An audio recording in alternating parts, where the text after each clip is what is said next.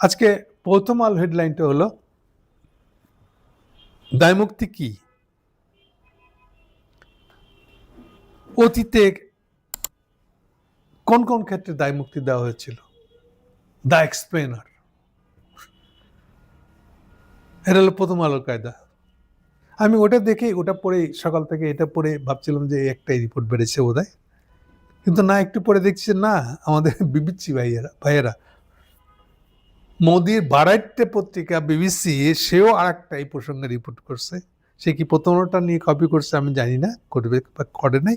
তাদের পারপাসটা আরেকটু ভিন্ন এবং স্ট্রেট কাট। তাদের হেডলাইন হলো বাংলাদেশ কবে কাদের দায়মুক্তি দেওয়া হয়েছে।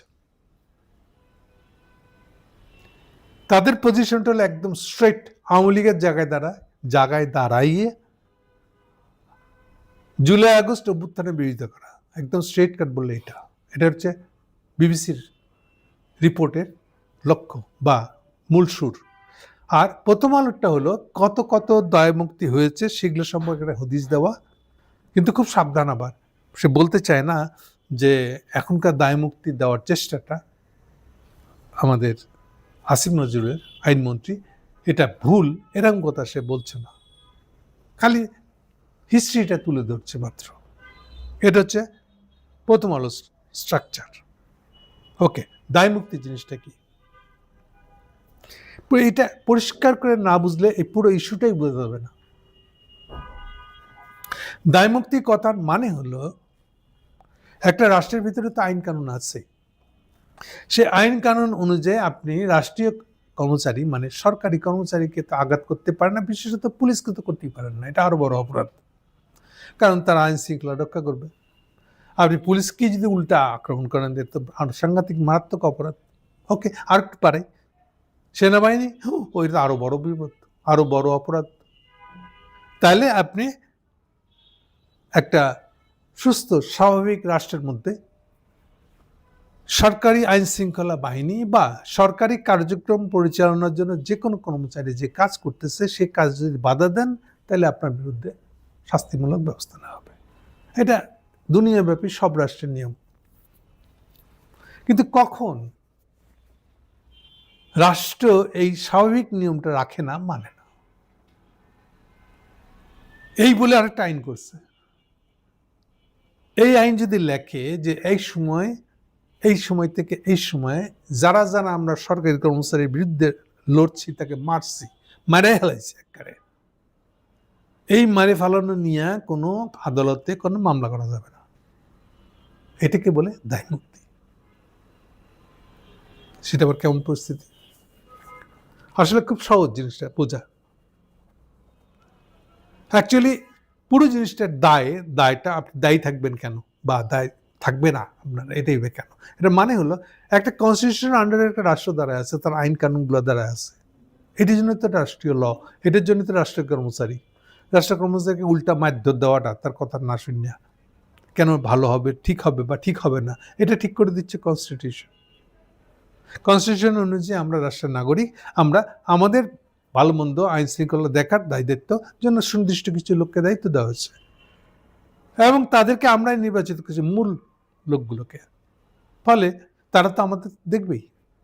এখন কোশ্চেন হলো আমাদেরকে নিরাপত্তা দেওয়ার কথা ছিল যাদের, তারা সেই কাজটা করে নাই। একদিন না, একবার না, লাগাতার 16 বছর ধরে, কিংবা পুরো 9 মাস ধরে 71 যুদ্ধে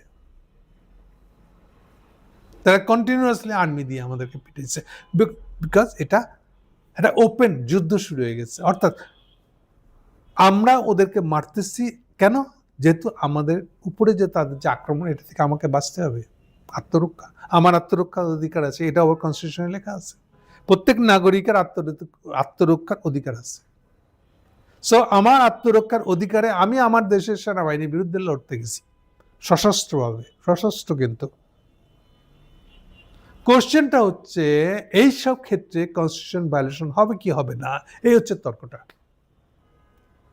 উত্তর হলো হবে কি হবে না, এটা নির্ভর করছে, একটা তো সলভ করা যায় খুব সহজে।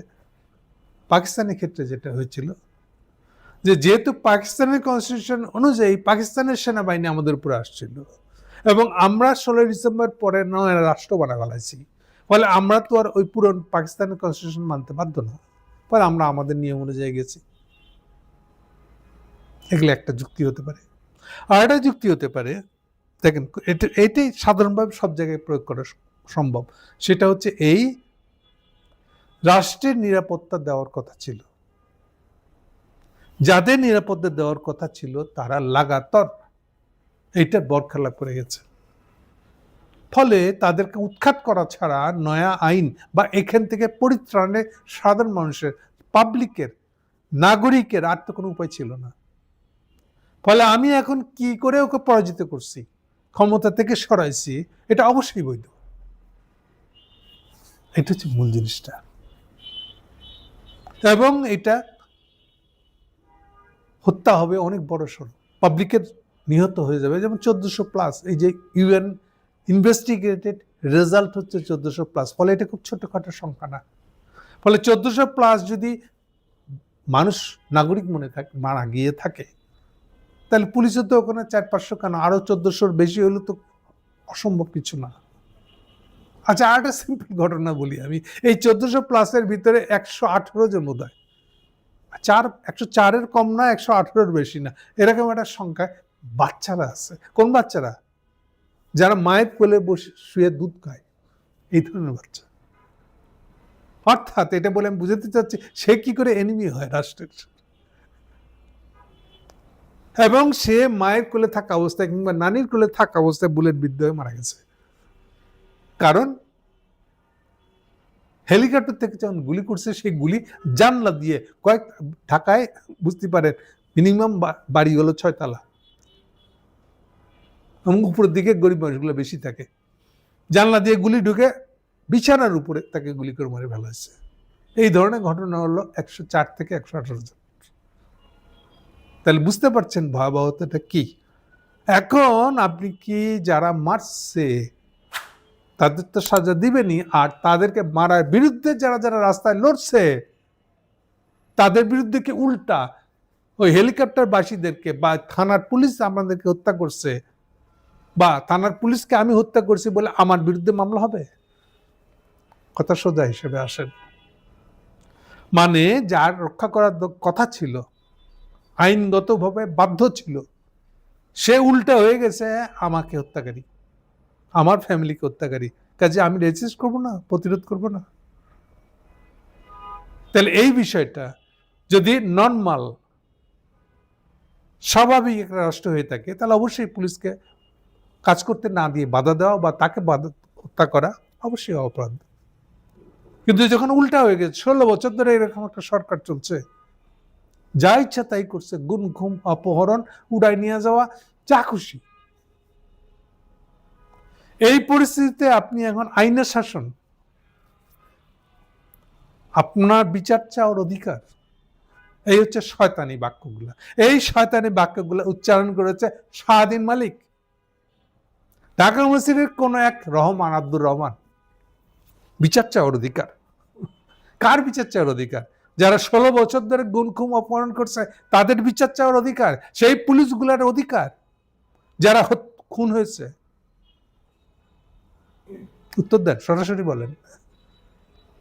ফলে এই প্রসঙ্গটা এসছে এই জায়গা থেকে যে যারা, যেসব পুলিশগুলো এভাবে হত্যা করেছে, আর সেই সকল ছাত্রলীগের নেতারা, আপনারা বহু ভিডিও দেখছেন ইতিমধ্যে, দেখতে দেখতে মুখস্থ হয়ে গেছে আপনাদের। হল থেকে একটা মিছিল বেড়েছে, মেয়েদের মিছিল, ছাত্রগুলো ছেড়ে লাগিয়ে তাদেরকে হকি স্টিক দিয়ে পিটাইতেছে, 2-3টা মেয়ে রাস্তা দিয়ে হাঁটছিল, তাদেরকে পিটাইতেছে। এটি কি ছাত্রলীগের ছেলেদের অধিকার রক্ষা করতে হবে আমাদেরকে? আব্দুর রহমান ঢাকা ইউনিভার্সিটির নাকি কোন টিচার নাকি, আমি বুঝি না, দেখ এই ধরনের টিচারকে, হ্যাঁ, কি আপনাদের অধিকার? হ্যাঁ, বিচার চাওয়ার অধিকার। আপনাদের ছাত্রলীগের অধিকার চাচ্ছেন আপনাদেরকে এইভাবে পিটানোর জন্য, আপনারা যা খুশি করতে পারেন। ওটা মব মনে হয় নাই, এখন আপনারা নিয়ে আসছেন মব, মব করে পুরো বাংলাদেশে মব সৃষ্টি করতে যাচ্ছেন আপনারা। ছাত্রলীগের ঘটনা কি মব ছিল? কখনো দাবি করেছেন আপনারা? প্রতিবাদ করেছেন? এখন মব নিয়ে আসছেন শাহদিন মালিক? কোথা থেকে এগুলো নিয়ে আসছেন? আওয়ামী লীগের বি টিম, ইন্ডিয়ান দালালি। একটু আস্তে কথা বলেন আপনারা। দায় প্রসঙ্গে মুক্তিযুদ্ধের প্রসঙ্গ টেনে এটা একটা সাব হেডলাইন করেছে বিবিসি। মুক্তিযুদ্ধের প্রসঙ্গ টেনে জুলাই যোদ্ধাদের দায় মুক্তি কতটা যৌক্তিক?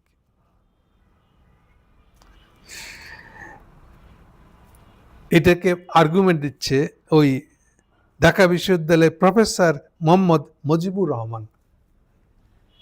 বোঝা যাচ্ছে যে একেবারে জান পড়ান মেরে লাগছে, যেভাবে হোক আওয়ামী লীগকে বাঁচাতে হবে। হাসিনার বিচার হয়ে গেছে, এটা ওনার খেয়াল নাই। এই জুলাই আগস্টের ঘটনা নিয়ে যে বিচারটা হয়েছে হাসিনার, সেই বিচারে তার ফাঁসি হয়ে গেছে। মুজিবুর রহমান তার খেয়াল নাই, তা না, এটা মনে করি না আসলে খেয়াল নাই। খেয়াল তার আছে, খেয়াল আছে বলেই তো উনি চেষ্টা করতেছেন ওটাকে বাঁচাতে। আচ্ছা, উনি কি বলতেছেন? না না না না না, জুলাই আগস্ট যোদ্ধাদেরকে কোনো দায় মুক্তি দেওয়া যাবে না। কথা খেয়াল রাখেন। কেন? কারণ ওইটা মানে 71-এর ব্যাপারটা তো ছিল পাকিস্তানের বিরুদ্ধে, এটা অন্য একটা রাষ্ট্রের বিরুদ্ধে, উইদাউট দ্য কান্ট্রি। এটা তো এখনটা তো হচ্ছে উইদাউট দ্য কান্ট্রি, সেটা ছিল। আর এখন তো হচ্ছে উইদিন দ্য কান্ট্রি।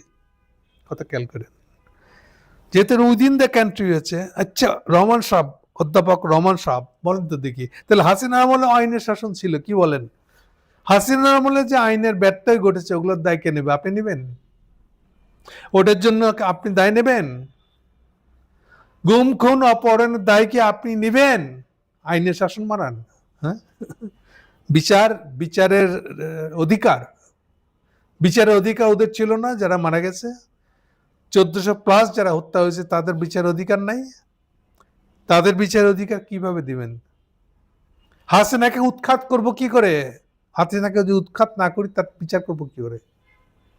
উৎখাত না করলে তো এই যে যারা 14-16 বছর ধরে যে খুন হত্যাগুলো চলছিল সেটা বন্ধ করবো কেমন করে? আপনার আগ্রহ নেই? আপনার বিচার চাওয়ার অধিকারকে কালে হাসিনার থাকবে, বাংলাদেশে আর কারো থাকবে না, এটাই চাচ্ছেন? এইসব দালালি বন্ধ করেন না একটু। হ্যাঁ, ভাবছেন কি কেউ চিনবেন না? বড় বড় কথা বলবেন, কেউ বুঝতে পারবেন না? হ্যাঁ, ওটা একটা আন্তরাষ্ট্র ছিল, আর এটা হলো দেশের ভিতরে। সেই জন্য হাসিনার পক্ষে কথা বলতে হবে, বিচার চাইতে হবে কেন হাসিনার। আর হাসিনা যাদেরকে খুন করছিল তাদের কোনো বিচার চাওয়ার অধিকার নেই। এই আপনার দুইজনেই আসলে এটা নরকের কীট। আসলে আপনাদের সমাজে থাকারই যোগ্যতা নেই আসলে।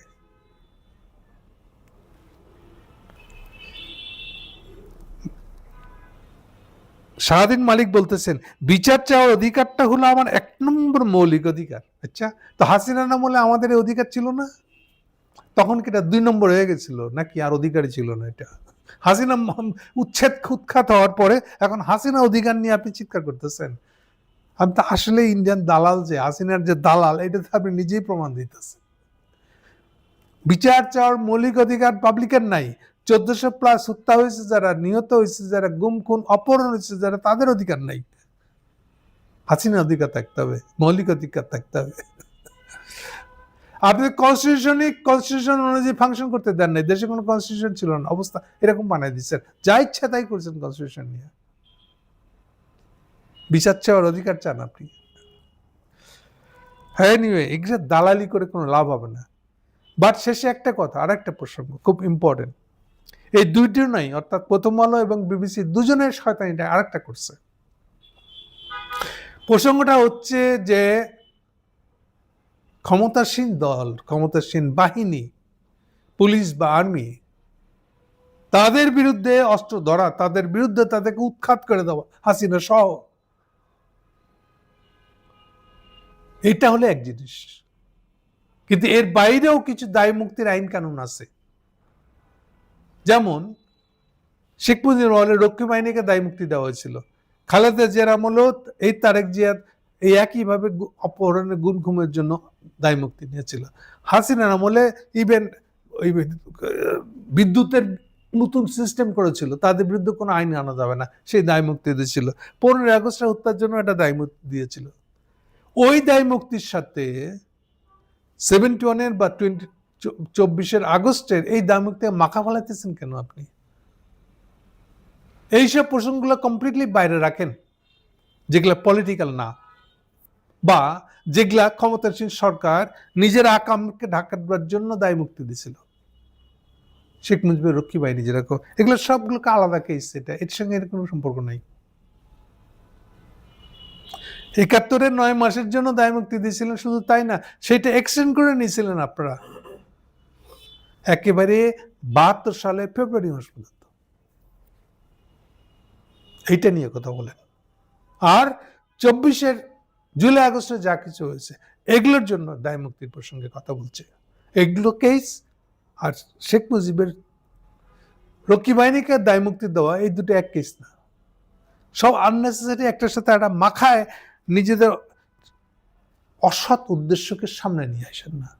সোজা কথাটা হলো যে যখনই আপনি একটা ফ্যাসিস্টকে, একটা স্বৈর শাসককে যেখানে উৎখাত করবেন, উৎখাত করতে গেলে অবশ্যই যা কিছু করবেন তাতে সেনাবাহিনী, তাতে পুলিশ বাহিনীকে অবশ্যই আমাকে উৎখাত করতে হবে, এবং এই উৎখাতের বিরুদ্ধে কোনো আইন করা যাবে না, অবশ্যই এটা হইতে হবে। এটা না হলে নতুন করে কনস্টিটিউশন শুরু হতে পারবে না। তো কাজেই আপনার এই শয়তানিমূলক বিচার চাওয়ার অধিকার, এই বাক্য ব্যবহার করবেন না। আপনার যে ধান্দাল, আপনার যে বিদেশের দালাল, আপনার যে হাসিনার দালাল, এটা খুব পরিষ্কার। পুরাতন কাহিনী টেনে নিয়ে এসে এটিকে একটা ঘোট পাকাই দিয়া সবকিছুকে অন্ধকার করে রাখার চেষ্টা করেন না। এরপরে আপনাদের বিরুদ্ধে এবার পাবলিক বিক্ষোভ শুরু হবে না হলে।